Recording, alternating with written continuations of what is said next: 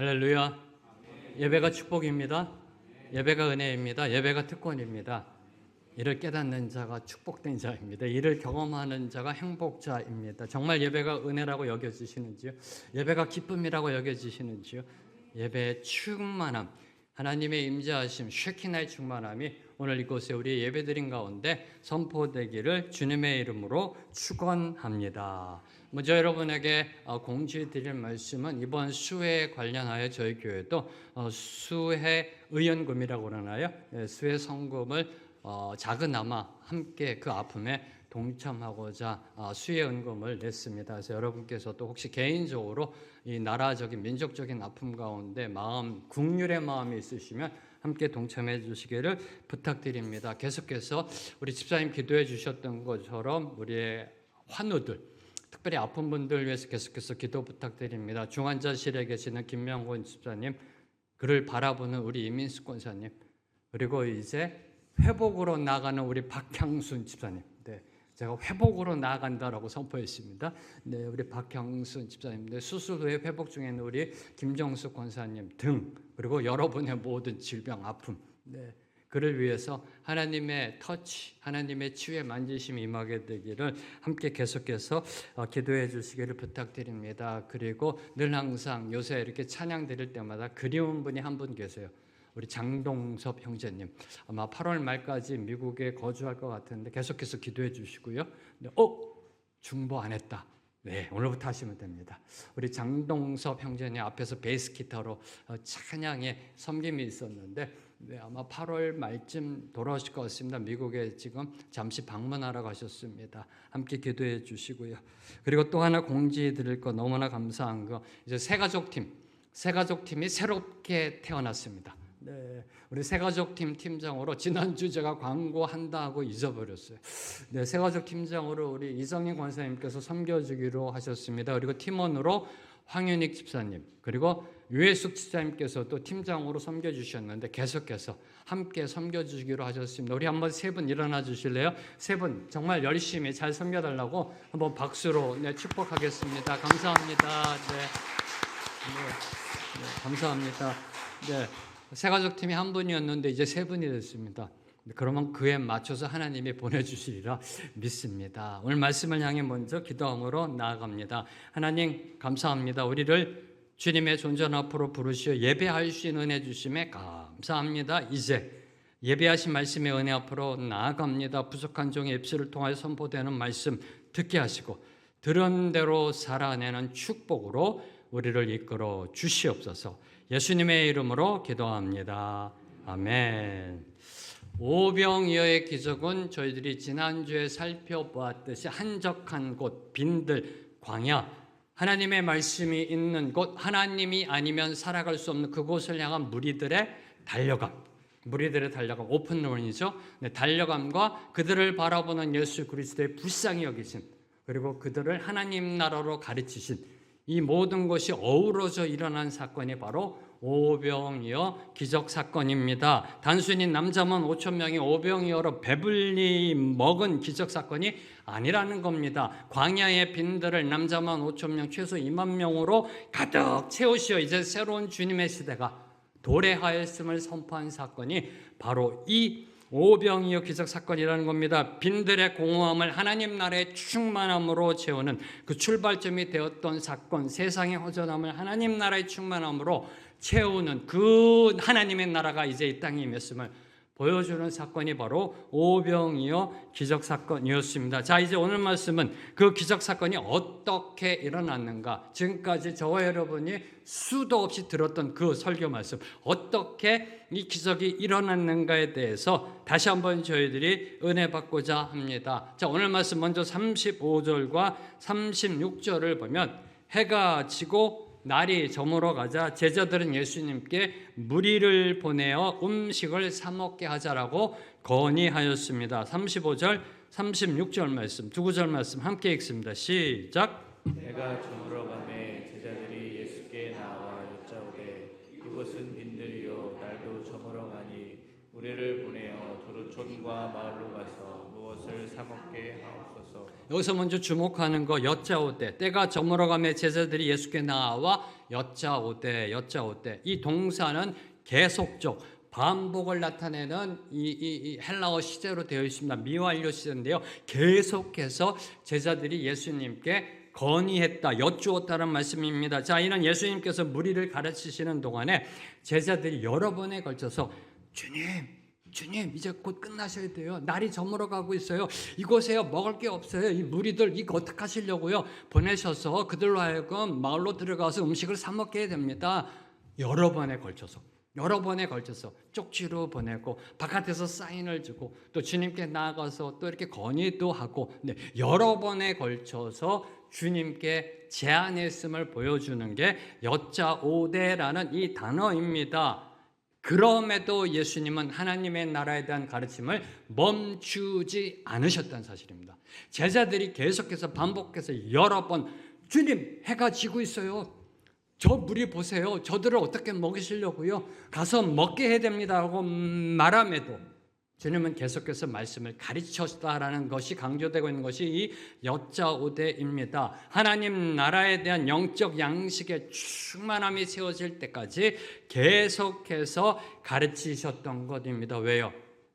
저와 여러분 사람은 떡으로만 사는 것이 아니라 뭘로 살아야 되기 때문에 하나님의 말씀으로 살아야 되기 때문에.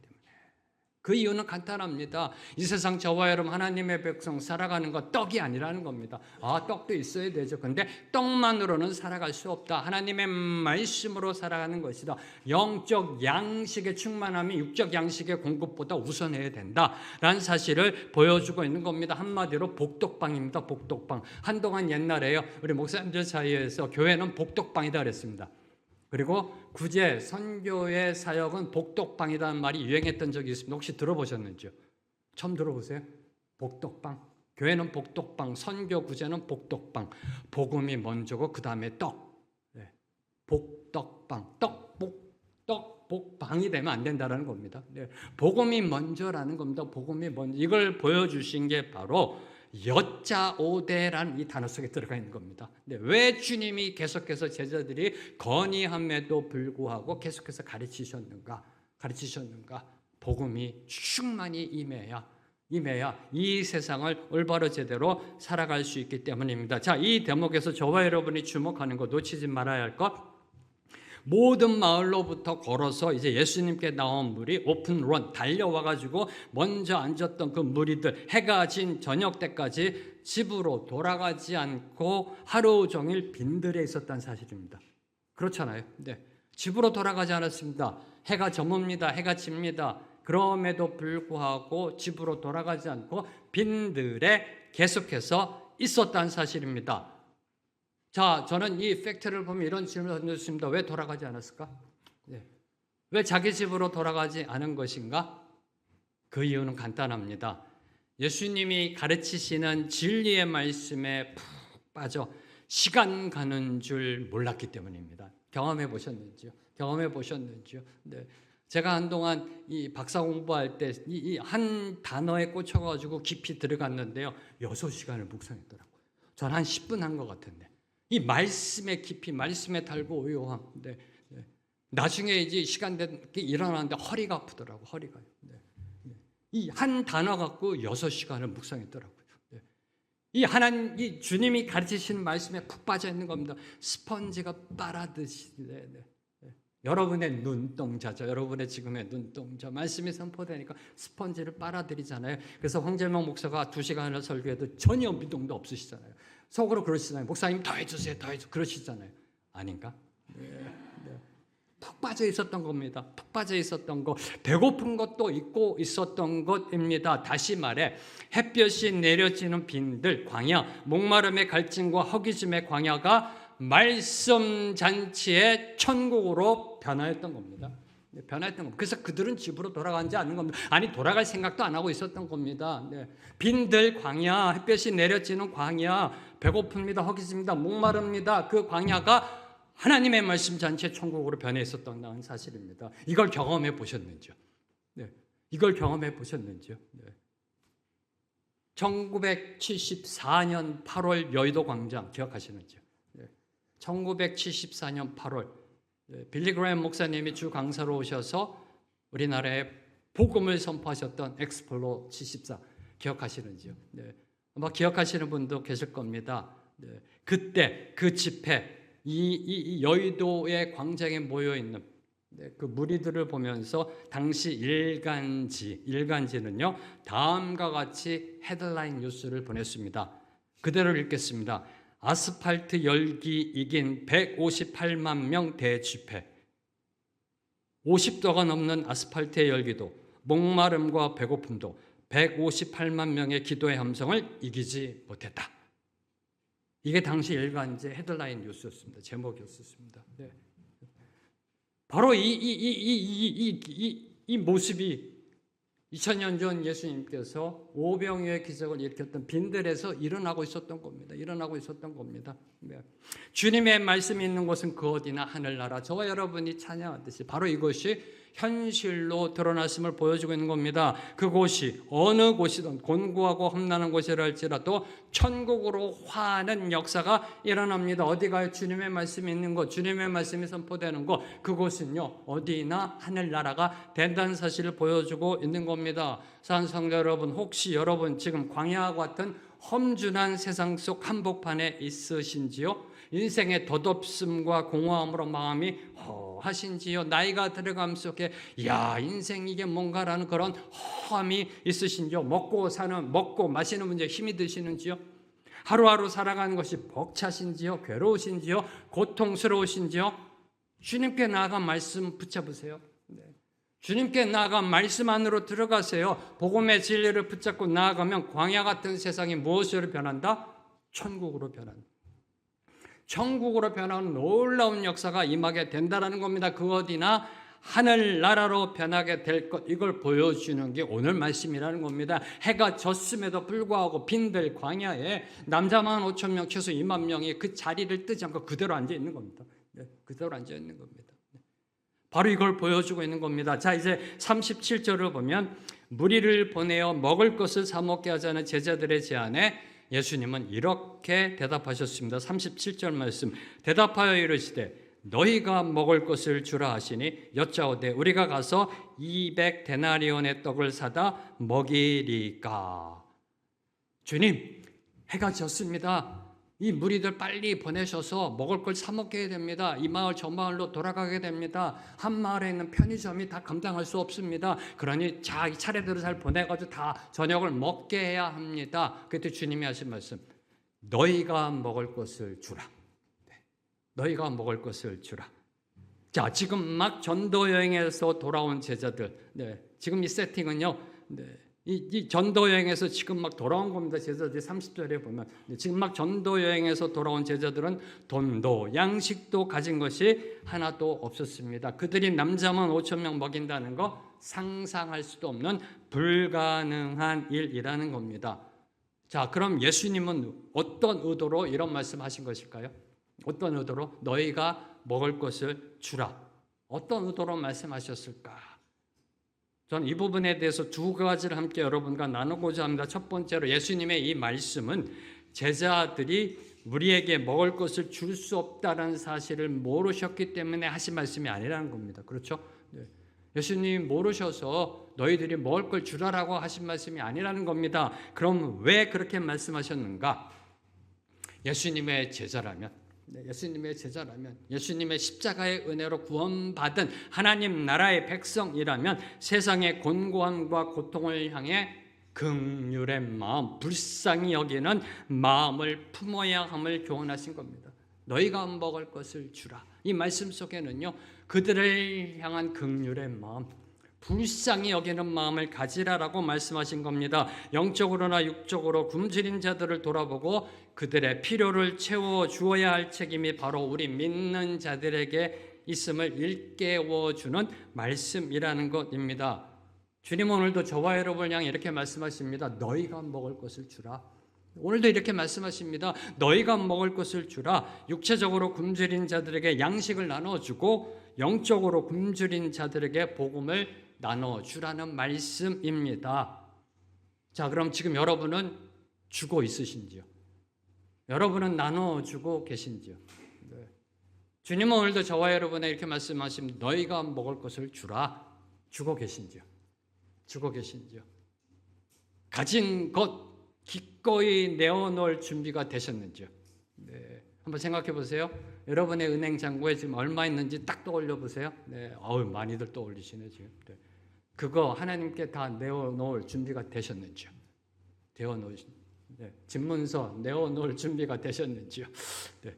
혹시 주님 저 가진 거 별로 없어요. 네. 저 혼자 먹기도 힘듭니다. 내가 쓸 것도 모자란데라며 뒤로 물러서고 있진 않으신지요? 이거는 저에게 해당되는 게 아닙니다. 저기 가진 자들, 네. 압구정동, 청담동 사시는 분들에게 해당되는 거지. 저는 아닙니다라고 혹시 뒤로 물러서고 있지는 않으신지요? 기억하십시오. 하나님은 우리에게 이미 많은 것을 주셨습니다. 많은 걸 주셨습니다. 네.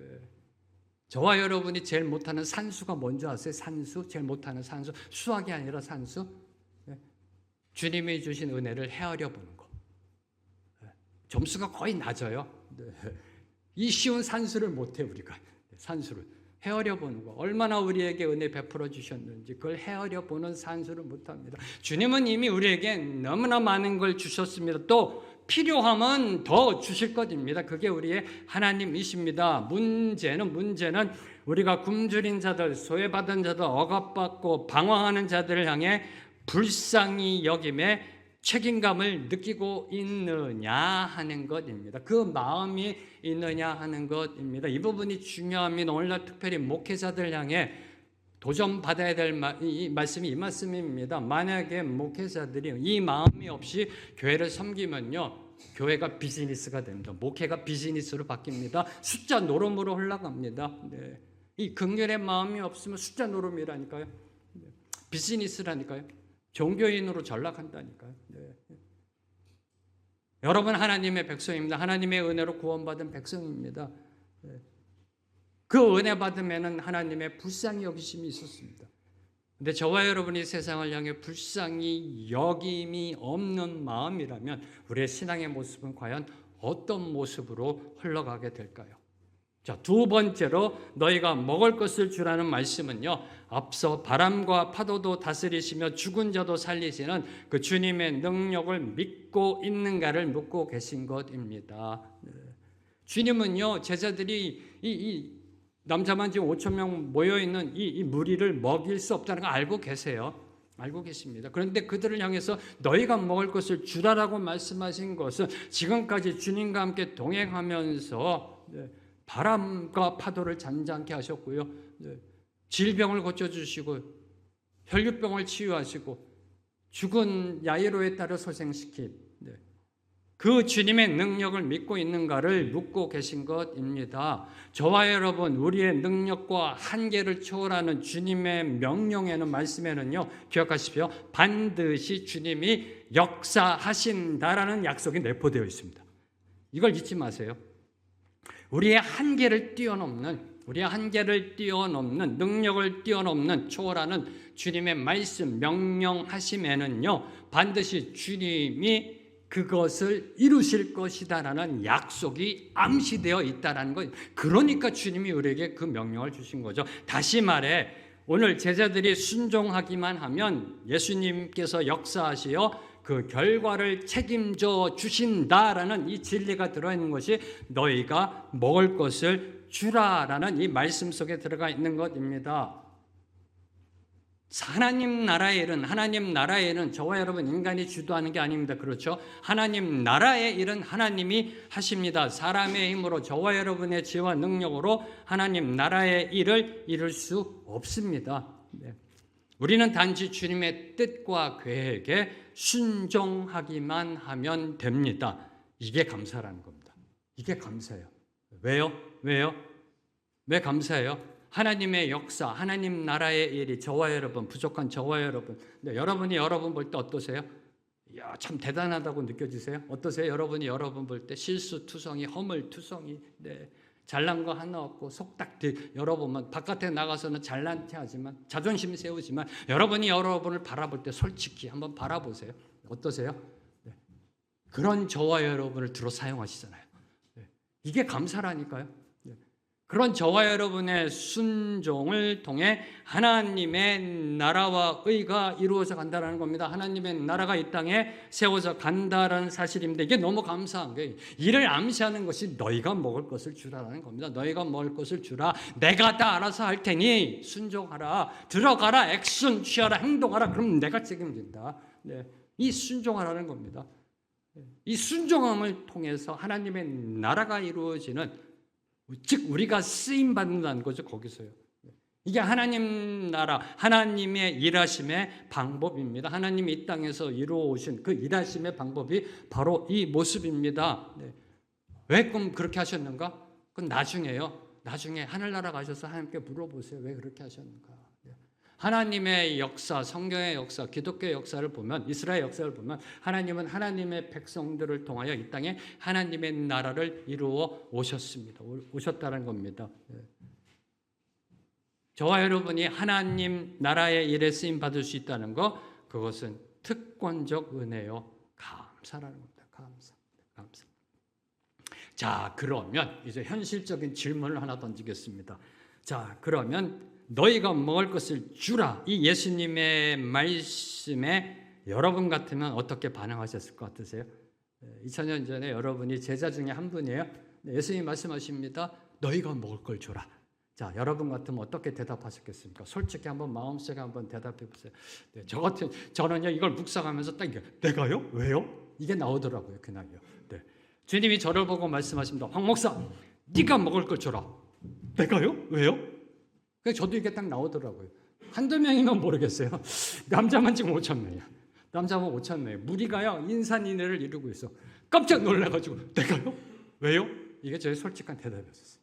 솔직한 대답이었어요. 네. 그러면서 나오는 그 대답이요. 저 이렇게 먹일 만한 돈 없는데요. 지금 없는데요. 뭐 이렇게요. 네. 아닌가요? 네. 여러분의 대답은 어떤 대답이었을 것 같으세요? 네. 내가요? 왜요? 저 돈 없는데요. 이걸 다 어떻게 먹이죠? 이것이 제자들의 첫 번째 반응이었다는 이것이. 네. 이것이 제자들의 첫 번째 반응. 우리가 가서 200데나리온의 떡을 사다 먹이리까? 200데나리온의 떡을 사다 먹이리까? 당시 한 데나리온은요 노동자의 하루 품삯으로 200데나리온은 거의 8개월, 9개월치의 월급입니다. 적지 않은 금액입니다. 오늘날로 말하면 자 김밥 한 줄씩 준다 해도 2만 명에 2만 명. 요새 김밥 한 줄이 얼마죠? 4,000원. 2만 명 곱하기 4,000하면 얼마죠? 8,000만 원. 이거 적지 않은 금액입니다. 갑자기 어떻게 만들 수 있는, 조달할 수 있는 금액이 아니라는 것입니다. 설사 이 200데나리온이 있다 할지라도요. 200데나리온어치의 음식을 팔 수 있는 편의점이 어디에 있냐는 거예요. 그 당시 빈들에서. 불가능하다고 얘기하는 겁니다. 아니 내가요? 왜요? 돈 없는데요? 편의점 없는데요? 이거 어디서 먹여요? 음식점 없는데요?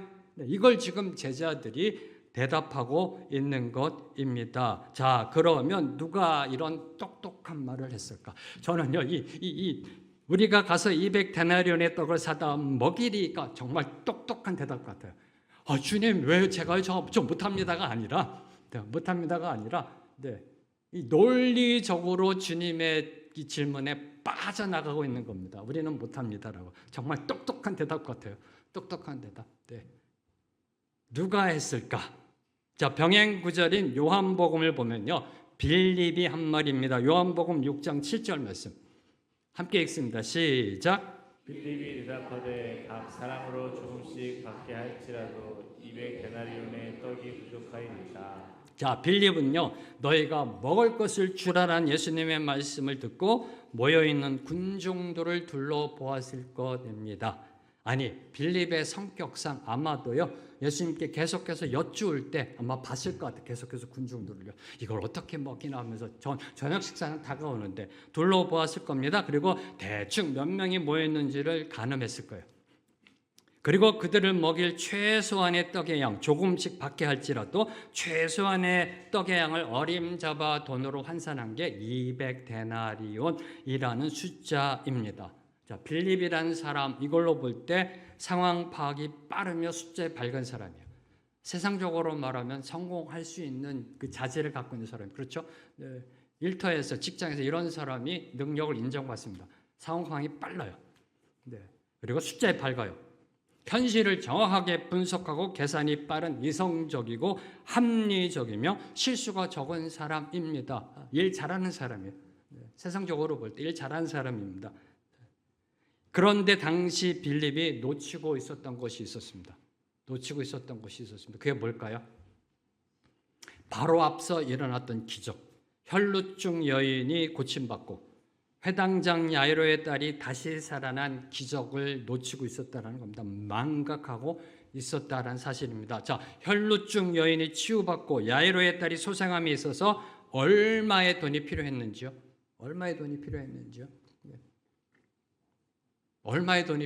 다시 질문하면 혈루증을 치료하기 명의를 부르고 새로 출시된 신약을 구매하였는지요? 죽은 야이로의 딸을 소생시키기 위해 심폐소생 들어가고 인공호흡기 달고 혈액 투석하고 연명치료하였는지요? 그들에게 필요했던 건 추가적인 의료 지원이나 의료 비용이 아니라 믿음이었다는 이걸 지금 빌립은 놓치고 있었던 겁니다. 바로 이 부분을, 이 믿음이었다는 사실을 빌립은 놓치고 있었던 것입니다. 아마도 어쩌면 빌립은 이때 혈루증 여인이 고침받을 때도 그 생각했는지도 모를 겁니다. 혈루증 여인이 고쳐달라고 나 할 때요, 어쩌면 속으로 이렇게 해요. 야, 혈루증 명의 한번 부르려면 왕진비 포함해서 대충 한 50데나리온은 들어가겠다. 이렇게요. 계산. 죽은 야이로 딸 소생시키려면 인공호흡기 갖고 와야 되고 대학병원에서 심폐소생기 갖고 와야 되고 대충 한 100데나리온 들어가겠다. 이런 계산. 근데 그들에게 그 당시에 필요했던 거는 믿음이었다라는 사실입니다. 믿음. 200데나리온은 현실을 정확히 파악하고 올바로 분석한 숫자입니다. 중요합니다. 현실을 올바로 파악할 수 있어야 됩니다. 허황된 그 현실 분석으로 나아가면 믿음 자체가 이상한 방향으로 나아갈 수가 있습니다. 우리가 이 땅을 살아가며 현실 올바로 직시해야 합니다. 맞습니다. 현실을 정확히 파악하고 올바로 분석한 숫자입니다. 터무니없는 숫자가 아닙니다. 그런데 문제가 뭐예요? 믿음 없는 현실 파악은 무력감과 좌절감의 낙심으로 이끌 뿐이라는 겁니다. 믿음 없는 현실 파악은요, 우리를 무력감으로 좌절감의 낙심으로만 이끌 뿐입니다. 빌립에게는 지금 눈앞에 보이는 현실, 남자만 5,000명, 최소 2만 명을 먹여야 한다는 그 중압감, 그 무게감이 믿음의 능력을 누르고 있었던 것입니다. 주님이 바로 전에 일으키셨던 그 기적을 망각하게 한, 눈앞에 보이는 현실이 그렇잖아요. 빌립에게 있어 현실의 무게는 믿음의 무게가 아니라 바로 돈의 무게였던 겁니다. 돈의 무게. 무슨 말이에요? 돈, 예산이 있어야 사역할 수 있다고 생각한 겁니다. 돈이 있어야 하나님 나라의 일을 할 수 있다라고 생각했던 겁니다. 이 모습이 오늘 21세기를 살아가는 저와 여러분, 우리들의 모습이 아니죠. 자본주의에 익숙한 우리들의 모습이 아닐런지요. 바로 이 모습을 향해 주님께서 던진 도전의 말씀이 너희가 먹을 것을 주라. 자, 제자들이 돈으로 문제를 해결하고자 하자 예수님은 38절에 보면 이렇게 질문하십니다. 너에게 떡 몇 개가 있는지 가서 보라. 주님, 200데나리온도 모자랄 것 같은데요? 그래? 그러면 너에게 떡이 몇 개 있는지 가서 알아보라. 그랬더니 제자들이 떡 5개와 물고기 2마리가 있습니다라고 대답하였습니다. 이 대답 또한 병행 구절인 요한복음을 보면 안드레가 한 말입니다. 베드로의 동생 안드레가 한 말입니다. 자, 안드레는 예수님이 떡 몇 개가 있는지 가서 보라라는 말에 아마도 곧바로 군중 속으로 들어갔을 것 같아요. 군중 속으로 들어가 함께 나눌 수 있는 음식이 있는지를 아마 확인했을 것입니다. 왜요? 주님이 말씀하셨으니까 떡 몇 개가 있는지 알아보라 했으니까. 그러나 며칠을 예수님을 따라다니느라 먹을 것이 다 떨어진 사람들, 주류 사회도 아닙니다. 비주류 사회, 소외받고 억압받던 그 소외계층들, 무리입니다. 무리들. 그 당시 이스라엘의 거의 한 60에서 70%가 바로 이 무리 소외된 계층들. 요한복음에 보면 이때가 바로 유월절입니다. 유월절은 이스라엘 백성은 예루살렘으로 올라가라 되어 있습니다. 그런데 예루살렘에 올라갈 돈도 없는 사람들이에요. 예루살렘에 올라가 하나님께 제사 드릴 수 있는 여력이 없는 사람들이에요. 소외받은 사람들, 힘든 사람들, 하루하루 정말 힘들게 살아가는 사람들, 며칠을 주님을 따라다니라고요. 먹을 것이 다 떨어졌다는 겁니다. 함께 나누어 먹을 걸 찾기가 쉽지 않았을 것입니다. 그러다가 안드레가 찾아낸 것이 바로 한 아이 10대 소년의 도시락입니다. 보리떡 5개와 물고기 2마리였던 것입니다. 보리떡 5개. 보리떡이라는 건 당시 가난한 사람이 먹던 그러한 음식입니다. 보리떡 5개와 물고기 2마리. 자, 이는 남자만 5,000명 먹이기에 턱없이 모자란 양입니다. 오늘날로 말하면 이겁니다. 호두과자 5개와 멸치 2마리. 이해되세요? 아니 참치가 아니라 멸치. 이 멸치 중에서도 좀 씨알이 굵은 거 2개. 그렇게 생각하시면 돼요. 붕어빵도 아니에요. 호두과자 5개와 굵은 멸치 2개. 자, 이게 한 아이, 10대 아이의 점심 도시락, 가난한 집안에 있는 아이의 도시락. 이걸로 5,000명을 먹이기에는 턱없이 모자란 양입니다. 자, 그러면 안드레가 이 보리떡 5개와 작은 물고기 2마리를 들고 예수님께 나아갔을 때 다른 제자들의 반응은 어땠을 것 같으세요? 군중들의 반응은 어땠을까요? 저는 이 부분을 또 한번 상상해 봤어요. 자, 여러분이 하나님의 말씀을 읽을 때 이렇게 보시면 안 돼요. 예수님이 떡 몇 개 있는지 알아봐라 탁 하니까 갑자기 탁 보리떡 5개와 물고기 2마리 있으면 이게 아니에요. 물어보니까 제자들은 나가서 이제 찾아봤을 거고 저기서 이제 안드레가 한 아이의 도시락을 발견해서 아이에게 물어봤겠죠. 당연히 물어봤겠죠. 뺏어오진 않았을 거 아니에요. 그죠? 이거 함께 나눌 수 있겠니? 뭐 그렇게 얘기하면서 그걸 받아왔겠죠. 그죠? 그 과정은 여러분의 상상에 맡기고요. 이제 그걸 들고 예수님께로 와야 되잖아요. 그때 제자들, 그때 군중들의 반응은 어땠을까?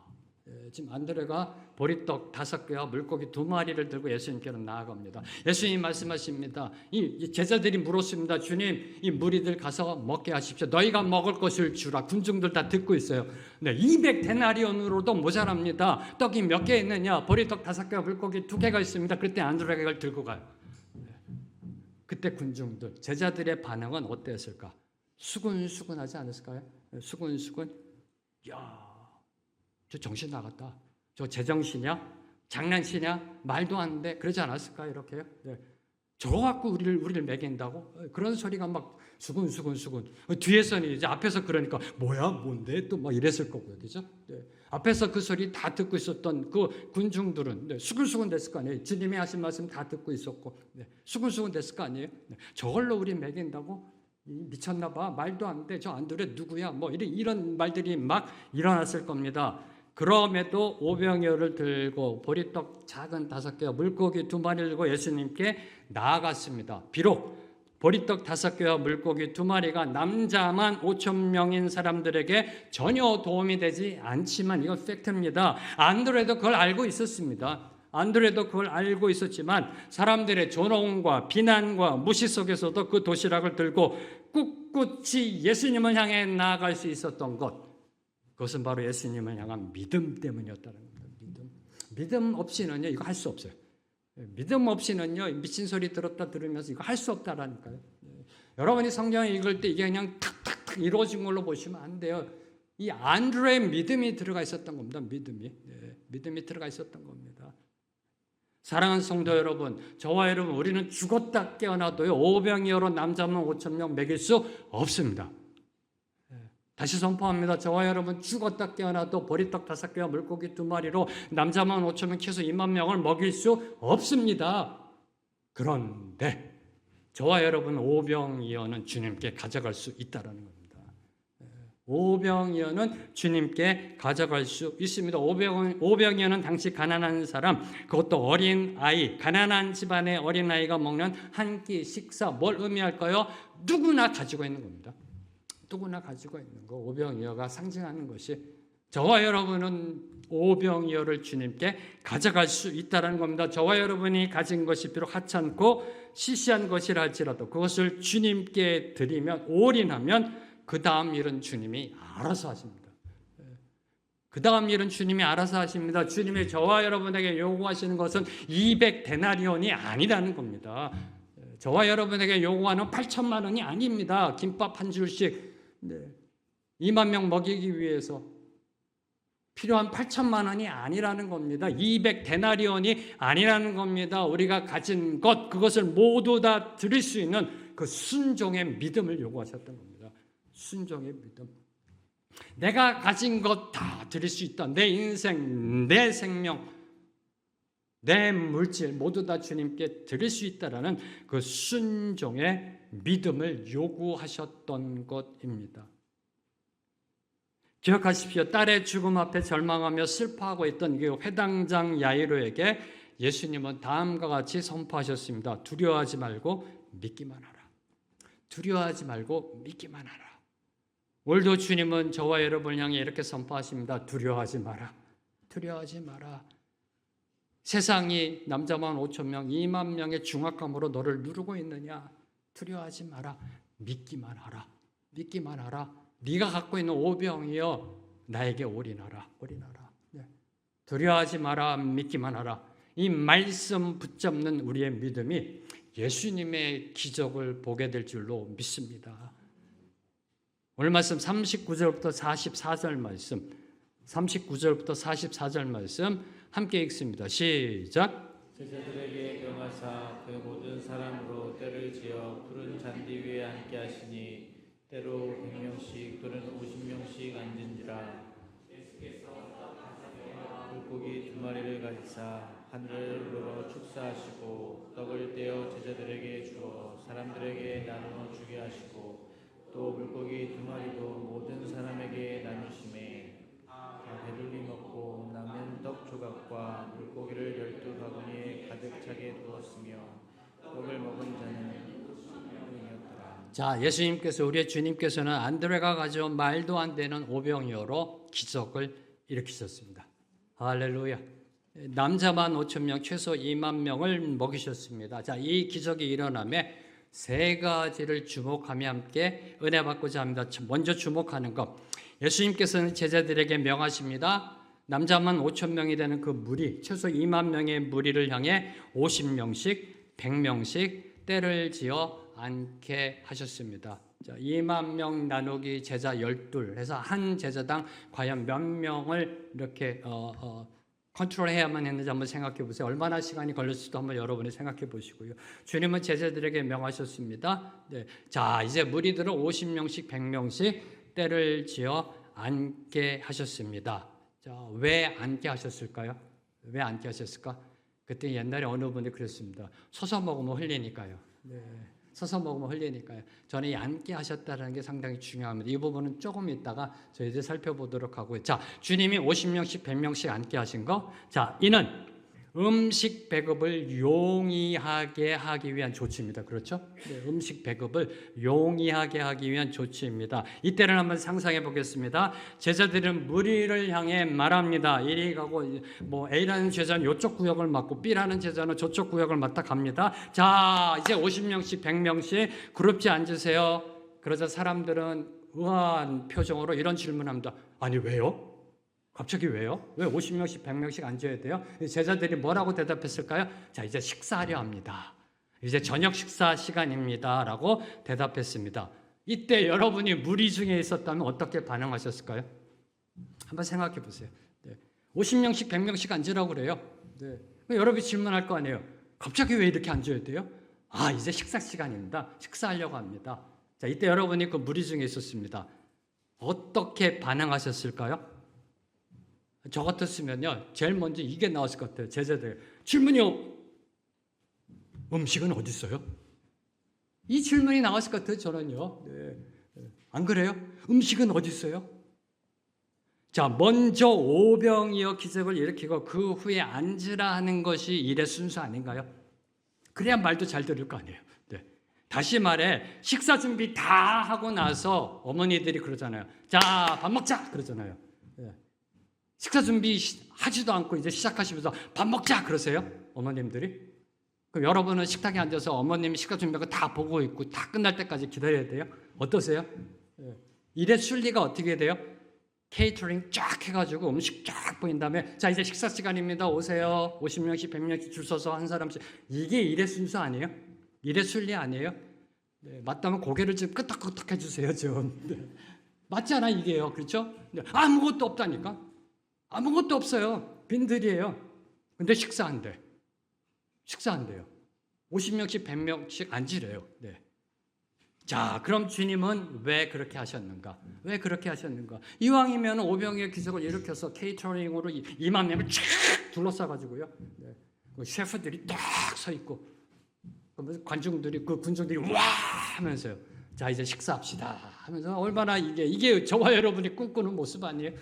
주님 믿을 때 꿈꾸는 모습이 이거 아니에요? 근데 아무것도 없어요. 아무것도 없어요. 근데 주님이 이제 식사하신대요. 식사하니까 50명씩 100명씩 앉으래요. 왜 그러셨을까? 왜 그러셨을까? 제자들만이 아니라 무리를 향해서도 믿음의 순종을 요구하셨던 겁니다. 믿음의 순종. 그래서 앉는다는 것이 순종을 뜻하는 겁니다. 앉는다는 것이. 네. 순종 안 하면 버팁니다. 안 앉아요. 만일 사람들이 의심하고 불평하며 때를지 않기를 거절했다면 과연 오병이어의 놀라운 기적을 체험할 수 있었을까요? 네. 앉아야 된다는 겁니다. 누가요? 무리들도 없어요. 아무것도 없습니다. 근데 주님 말씀 믿고 앉아야 한다라는 겁니다. 그래야 오병이어의 기적의 충만함을 누릴 수 있다라는 사실입니다. 그래서 주님은 먼저 하루 왼종일 하나님 나라에 대한 말씀을 가르치셨던 겁니다. 이 부분이 중요해요. 말씀 선포가 있었던 겁니다. 해가 지고 배고픈 곳도 있고 온 무리가 거기 말씀에 빨려 들어가 있었던 겁니다. 이게 중요해요. 왜요? 말씀의 은혜 받음으로 심령이 어떻게 변해 있어요? 보들보들. 네. 제 경험입니다. 네. 제가 성도 때 말씀 은혜 받으면 심령이 보들보들해져요. 보들보들. 안 그러세요? 네. 막 거칠고요. 거칠고 좀 견고한 마음이요. 말씀의 은혜 받고 예배 은혜 받고 막 그러면요. 보들보들해지는 게 느껴져요. 막 이렇게요. 네. 은혜 받아야 경직된 마음이 풀리고 부드러워집니다. 다시 말해 순종할 수 있습니다. 하나님의 말씀이 선포되고 주님의 말씀이 가르침의 은혜가 임했습니다. 그리고 주님이 말씀하십니다. 자 이제 식사 시간이니 앉으세요. 순종한다는 겁니다. 순종한다는 겁니다. 이게요. 그래서 먼저 말씀의 선포가 있었다라는 사실입니다. 자, 두 번째로 주목하는 거, 예수님은 오병이의 기적을 행하시기 전에 먼저 하나님께 축사하셨다라는 겁니다. 예수께서 떡 5개와 물고기 2마리를 가지고 하늘을 우러러 축사하시고, 여기에 축사는 축도했다는 뜻이 아닙니다. 축사는 원어를 보면 감사기도 드리셨다는 겁니다. 감사기도. 예수님은 하나님께 기적을 일으켜 달라고 기도하지 않으셨습니다. 네. 하나님 아버지, 이제 제가 이 오병이어 갖고 이 불쌍한 영혼들 먹이려 합니다. 저에게 힘을 주시어서 이 오병이어의 기적이 일어나 하나님의 영광이 드러나게 없어서라고 기도하지 않으셨다는 거예요. 그렇게 기도하지 않으시고 하나님께서 오병이어 기적을 베푸실 것을 믿고 먼저 감사를 선포하셨던 겁니다. 이게 축사입니다. 먼저 감사를 선포하셨던 것입니다. 감사 선포 후에 오병이어의 기적을 이루셨습니다. 제가 자주 말씀드리는 선불감사를 하신 거죠. 선불감사. 그래서 감사라는 거는요, 일어난 결과에 대한 반응만이 아닙니다. 감사라는 거, 일어난 결과에 대한 반응만이 아니라 그 결과를 향해 나아가는 첫걸음이 감사라는 겁니다. 네. 일어난 결과에 대한 우리의 반응. 하나님 감사합니다. 우리 아들, 딸 이 대학 보내주시고 감사합니다. 하나님 감사합니다. 이번 사업권 계약되게 해주시면 감사합니다. 하나님 감사합니다. 병 낫게 해주시면 감사합니다. 일어난 결과를 향한 반응만이 아니라 그 결과를 향해 나아가는 첫걸음이 감사. 이걸 보여주고 있는 게 주님의 축사, 감사라는 것입니다. 감사는 응답받음에 대한 반응만이 아니라 응답 주시는 하나님을 향한 삶의 반응, 그것도 범사의 반응, 이게 감사라는 겁니다. 이걸 가르쳐주고 계신 겁니다. 네. 범사의 반응. 이것이 믿음의 본질입니다. 믿음의 본질은요, 기적을 일으키는 능력이 아닙니다. 믿음의 본질은 야, 이 사람 정말 믿음이 좋으냐 나쁘냐 어느 정도 있느냐, 기적을 일으키는 능력이 아니라 하나님께 범사에 감사하느냐, 이겁니다. 믿음의 본질, 믿음의 능력은요, 하나님께 범사에 감사하느냐. 기억하십시오. 기적은요, 감사를 통해 완성됩니다. 주님이 기적을 일으키시고 그 완성은 우리의 감사를 통해 이루어진다는 겁니다. 감사 없는 기적은요, 육적 만족으로 끝납니다. 다시 원위치예요. 다시 원위치. 은혜 받은 게 다시 원위치.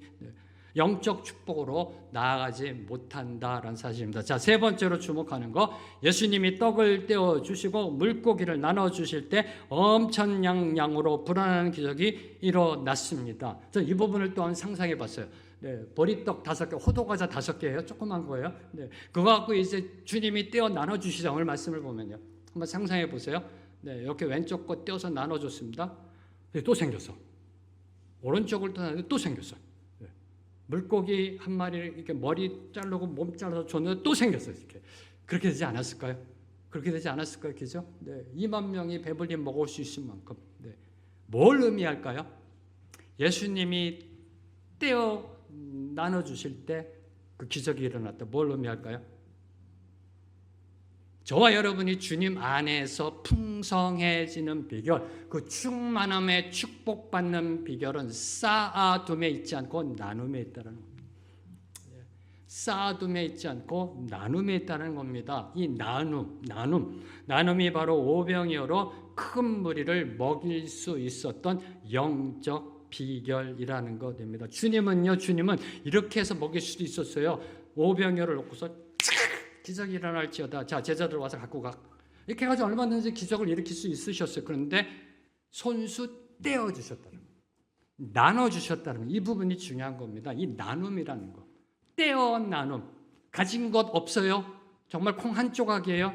근데 나눌 때 하나님 나라의 축복의 마음을 보여주고 있는 것입니다. 비록 보잘것없고 하찮은 것이라 할지라도 그것이 하나님께 드려 나누어질 때 하나님 나라의 충만함이 임하게 된다라는 것입니다. 그래서 히브리서 저자는 오늘도 저와 여러분을 향해 다음같이 권면합니다. 히브리서 13장 16절 말씀, 오직 선을 행함과 서로 나누어 주기를 잊지 말라. 하나님은 이 같은 제사를 기뻐하시느니라. 나눠줌이 제사라는 겁니다. 나눠줌이 예배라는 겁니다. 자, 이제 예수님께서는 하나님께 감사의 기도를 드리신 후 오병이어를 떼어 나누어 주셨습니다. 그러자 최소 2만 명이 넘는 사람이 배불리 먹는 기적이 일어났습니다. 그것도 원하는 만큼 배불리 먹는 기적이 일어났습니다. 할렐루야. 믿으시는지요? 믿음이 적으니까 주님은 한 번 더 일으키세요. 7병이요. 조금 기다리세요. 8장 가면 또 나옵니다. 여러분이 믿음이 부족하니까 한 번 더 일으켜 주세요.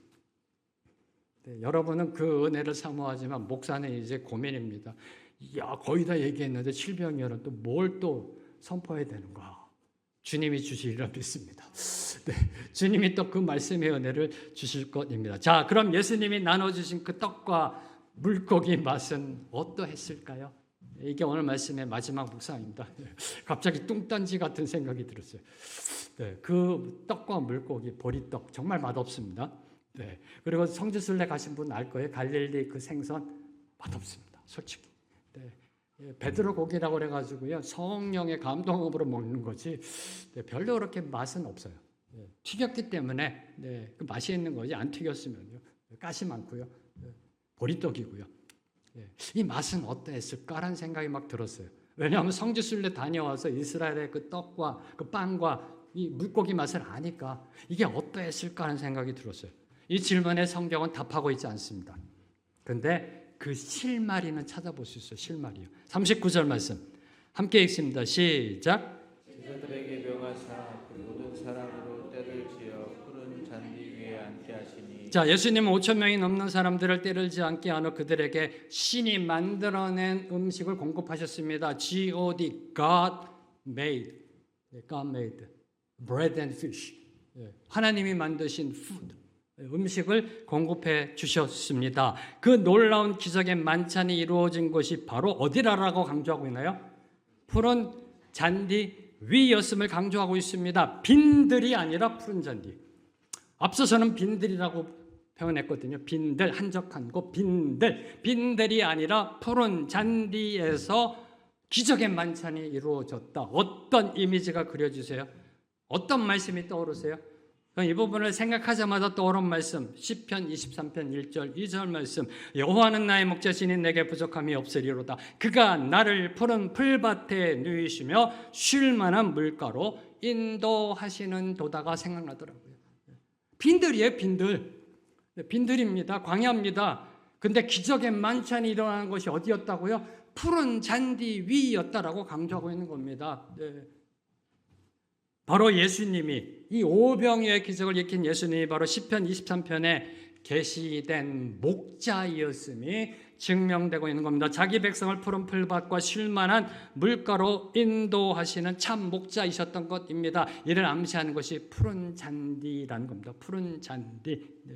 참 목자 되신 예수님은 우리에게 늘 항상 가장 좋은 곳으로 넘쳐나는 풍성한 은혜를 부어주십니다. 그 은혜는요, 빈들의 텅 빈 공허함을 푸른 잔디의 충만함으로 이끄는 은혜입니다. 그 어떤 것 하나도 버릴 것 없는 은혜입니다.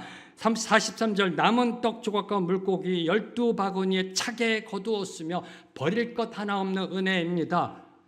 그래서 시편 23편 1절은 이렇게 고백합니다. 여호와는 나의 목자시니 내게 부족함이 없으리로다.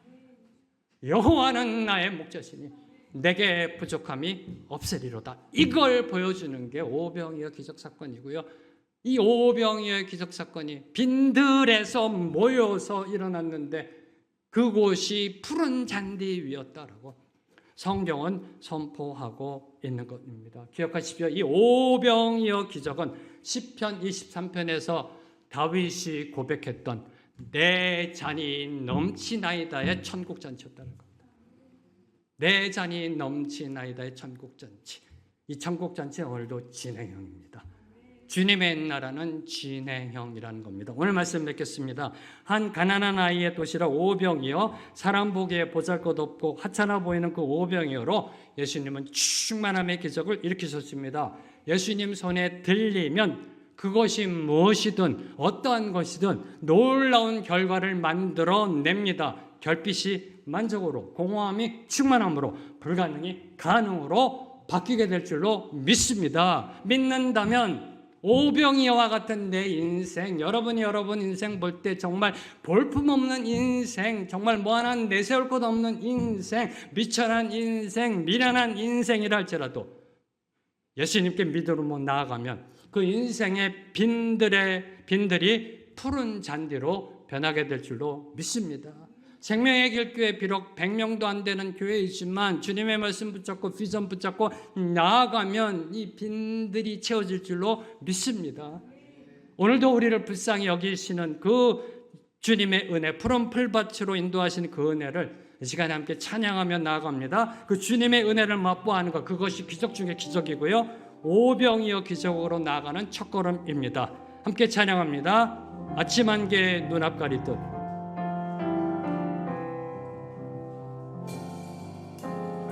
아침 안개 눈앞 가리듯 나의 약한 믿음 의심 쌓일 때 부드럽게 다가온 주의 음성 아무것도 염려하지 마라.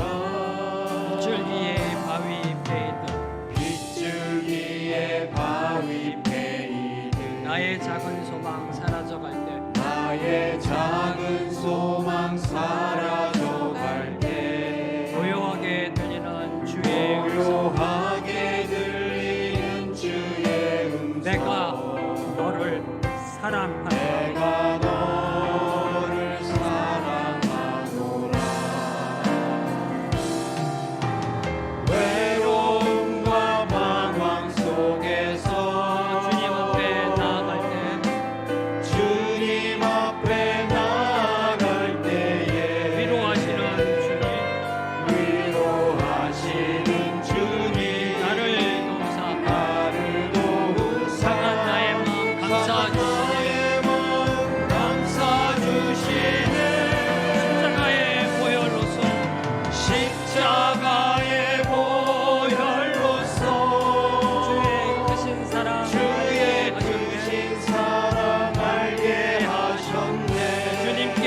감사하리라.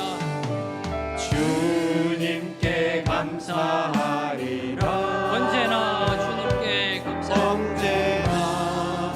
한 번 더 고백합니다. 아침 함께 눈앞 가리듯, 아침 함께 눈앞 가리듯 나의 약한 믿음 의심 쌓일 때, 나의 약한 믿음 의심 쌓일 때 부드럽게 다가온 주의 음성, 부드럽게 다가온 주의 아무것도 음성 염려하지 마라. 믿기만 하라. 아무것도 염려하지 마라. 빗줄기에 바위 베이듯 빗줄기에 바위 베이듯 나의 작은 소망 사라져갈 때, 나의 작은 소망 사라져갈 때 고요하게 들리는 주의 음성, 고요하게 이 음성을 듣게 되기를 들리는 주의 음성 내가 너를 사랑한다. 내가 너를 사랑하노라. 외로움과 방황 속에서 빈들의 구멍 속에서 주님 앞에 나갈 때에 위로하시는 주님, 위로하시는 주님 나를 인도하사 나를 도우사 나의 마음 나의 마음 감싸 주시는 십자가의 보혈로서 십자가의 보혈로서 주의 크신 사랑 알게 하셨네. 주님께 감사하리라. 언제나 주님께 감사해. 주께 감사하세. 그는 선하시며 인자하시니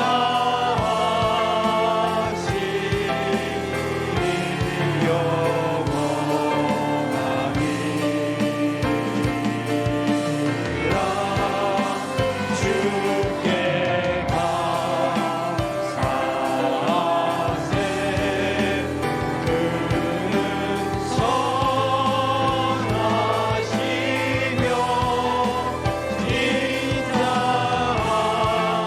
인자하시니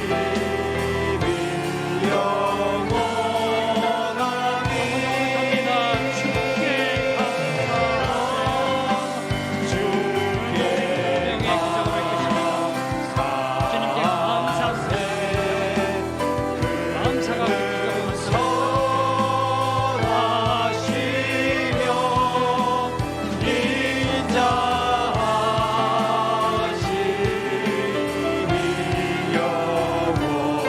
영원하니. 야 주께 감사하세. 그는 선하시며 인자하시니 영원하니.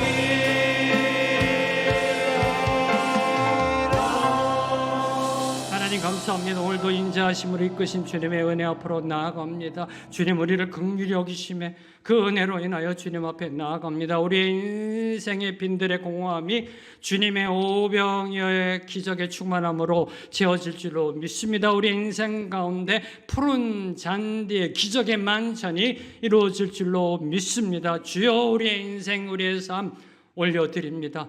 우리의 삶을 통하여 천국의 아름다움이 천국의 풍성함이 선포 증거되게 하여 주시옵소서. 예수님의 이름으로 기도합니다. 아멘. 아멘. 이제 다 함께 일어나셔서 주님 앞에 봉헌하시겠습니다.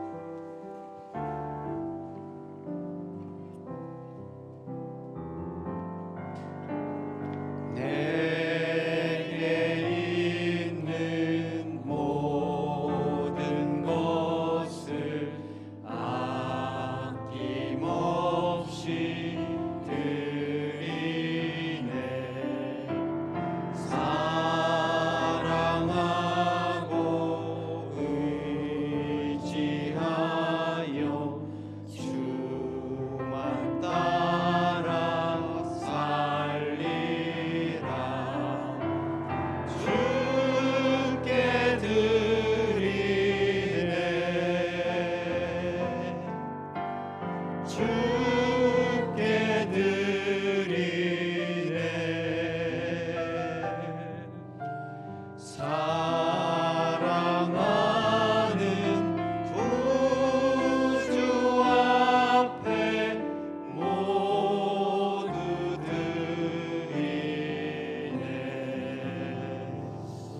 우리 찬양의 고백처럼 모두 다 주님께 드립니다. 우리 인생도 물질도 생명도 주님께 드립니다. 주의 인자하심으로 그 은혜로 인하여 오늘도 주님 앞에 나와 예배 드립니다. 그 은혜 감사하여 우리에게 허락하신 물질의 축복 중의 일부를 다시 주님께 올려드립니다. 모든 것이 주님의 것입니다. 모든 소유가 주님께 있음을 선포하며 나아가는 것이 우리의 이 예물드림이 되게 하여 주시옵소서. 이 예물이 사용되어지는 곳에 주님의 영광만이 드러나게 하시고 생명의 길 교회가 주의 뜻 위에 올바로 세워지는데 귀하게 쓰임받게 하여 주시옵소서. 이제는 우리 주 예수 그리스도의 은혜와 하나님 아버지의 무한하신 사랑과 성령님의 교통하심이 오늘 주님 말씀 붙잡고 오병이어 기적의 삶을 살기로 결단하는 주님의 모든 백성들 위에, 주님의 모든 교회와 선교사님들과 이 나라 민족 위에 지금부터 영원토록 함께 하시길 간절히 축원합니다. 아멘.